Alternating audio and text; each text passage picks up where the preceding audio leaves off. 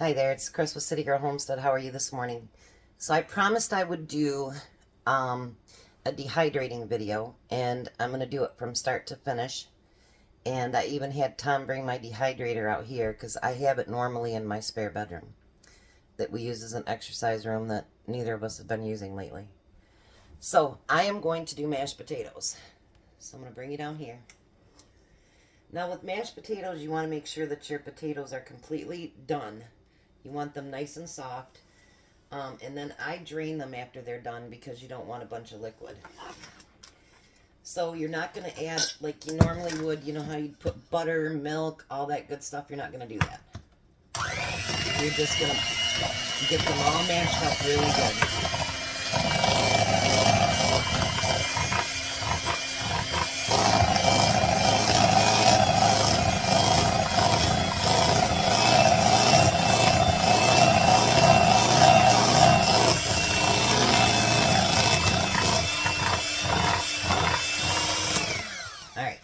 Let me get all these blended up without you having to listen to all that. But the reason you don't want to add anything to these is because you don't want to dehydrate oils. If you dehydrate the oils, then they won't dry properly. And you don't want to do that. And you don't want anything to make it go rancid. You certainly don't want to go through peeling them all, prepping them all, dehydrating them all, and then have them go rancid. That would not be a good thing. So let me get all these mashed together and then I'll come back and show you what I'm doing next. Alrighty, so we're back now. Let me bring you down here. And I've got these mashed really, really nice. So what I'm going to do, you want them to be somewhat thick but not too thick. Because if you have them too thick, it'll take forever to dry. Now I'm going to take that knife that I got, you know, to frost cakes. And I'm going to use it to frost my potatoes. I got Jack over here. He's helping me by because my stove is very hot. So I don't want to sit my trays on the stove. And it's kind of to teach him too because he has a bunch of potatoes right now too, don't you, Jack? Yeah. So you want it thin, but not paper thin.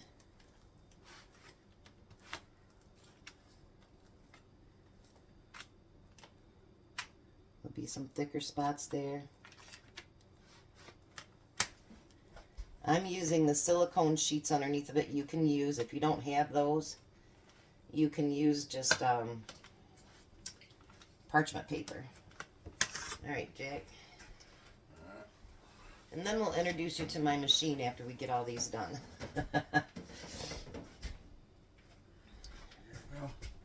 Mine allows for 9 trays. I only did 5 pounds of potatoes because I wasn't sure how far it would take me. So I might have been able to do the whole 10 pounds. But there's no need that I can't do more either. So... But this way you're getting it out so that it's spread out pretty nice. You can do it however you want. If you want to do it with a spoon, it doesn't matter. Whatever's best for you.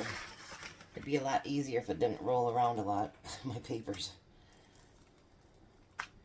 But I don't like to just dehydrate on this underneath here because a lot of stuff sticks to it, don't Jack? Oh yeah, it does.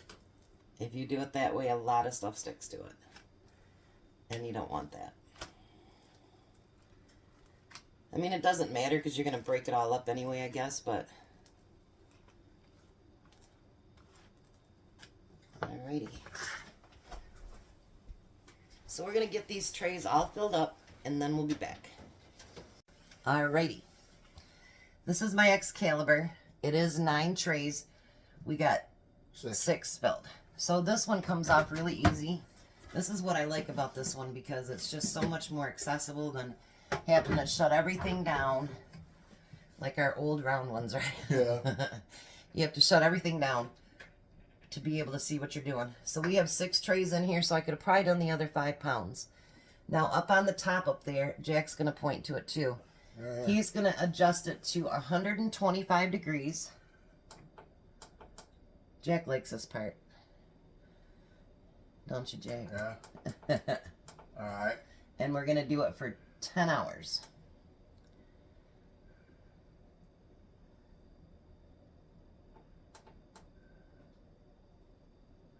He's got the same one at home, so he knows what he's doing here on this one. You've actually used it, haven't you, Jack? Yeah. Pretty proud of you for that. And now start. The start is the green button. Now this one, I guarantee you, is nowhere near as loud as our Nesco's were. No, we're not. This one too, though, I have to watch because just like with my griddle, I cannot turn my my microwave on at the same time because it pops a breaker. And I don't know how to turn the breaker back on, so we won't do that. So we're going to let it run 10 hours, and then I'll check it, and if it needs more time, at that time we'll add it. But I'm going to take you start to finish and show you exactly what to do and how we're going to prepare this after that's all done. So we'll be back. Alrighty guys, welcome back. I am done dehydrating the potatoes. So now there's a couple of different ways you can do this. You can of course store it just like this and just put it in bags or do whatever you want to do. But what I do is I take my little Ninja here and bring it down. And if you notice, they come in sheets. Like it literally dries the way that you put it in there. And I'm going to put it in my, you can use any blender to do this. Any food processor. But if you hear that, it's completely dry.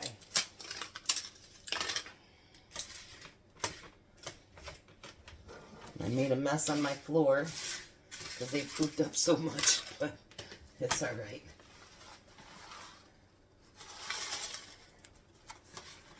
Alrighty. So I take that, and it can be a lot more fuller than this, by the way. I put my lid on there, and then I take my little Ninja top there.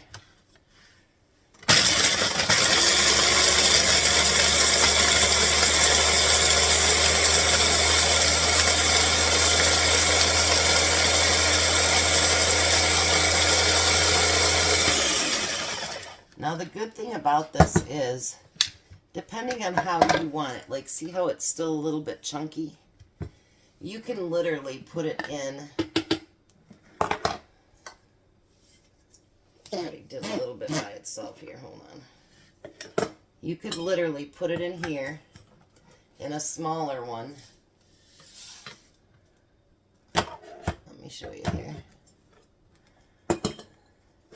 Because it all depends on how you want to reconstitute it, and if you want it to be, you know, basically used for mashed potatoes, or if you want to use it for thickener. Whatever your purpose is. I like it to be baby fine because that way it's good for whatever I want to use it for. So you can take it in here.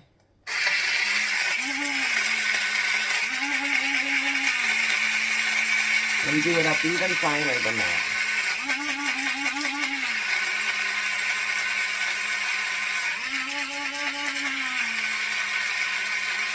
See how nice the powder is on there? And then take it back off. I don't think I'm going to need this quart jar to store all of it. But see how nice it pours out? Now mostly I will use mine. I can use them for mashed potatoes, but mostly what I'm going to use mine for is thickener. So if I make potato soup or anything like that, I can use my potatoes to thicken it up.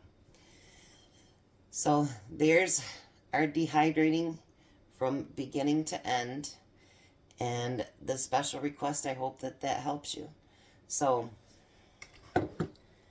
I never used to dehydrate anything. And I can tell you that I have saved a lot of food that I've gotten really, really cheap, or, you know, during harvest season or whatever. You can definitely save a lot of food and make room for a lot of food that you don't have in your freezer or whatever. So I've not become a dehydrating queen, but I really do like dehydrating. So, and it really is a good way to put things on your pantry shelf. So, I hope this video helped you out. And if there's something else you'd like to see me dehydrate, let me know. There's some things I obviously won't dehydrate. And I do want to learn how to kind of maybe do meat or something too, but I haven't gotten into that yet. So I hope you enjoyed. You guys have a blessed day. Be a blessing. I thought I'd bring you back for a bonus to the video before I post it. I ended up getting this much. So this is actually 16-ounce jar. So I ended up getting a 16-ounce jar out of 5 pounds of potatoes. That takes up a whole lot less room than 5 pounds of potatoes. And then last night, if you watched my video, I said I was going to freeze what I had left over in the mashed potatoes. So that way, if you want to just warm it up, you know, for potatoes, or I was even thinking if I made them in smaller portions, I could actually freeze some up for my little baby grandson, so when he starts having mashed potatoes. So let me bring you down here. Once they freeze up like this, let me bring you closer. They're not going to stick together. So once you freeze them separately like that, you can throw them into whatever size bag would, you know, accommodate your stuff. Take out as much of the air as possible. And then you can throw them back in the freezer and no waste. Now, because these had milk and butter in them, you can't dehydrate them. I mean, I guess you could, but not a good idea because of all the fats in it. And they could go rancid early. So this is another way to preserve. You know, save them all up like that, freeze them, put them in a baggie, pull them out as you need it. And that's 5 pounds of potatoes. So if they start eyeing out or something, don't let them go to waste. Cook them up, smash them up, and use them either for future mashed potatoes or for thickener. So now I'll post the video. Have a good day, guys.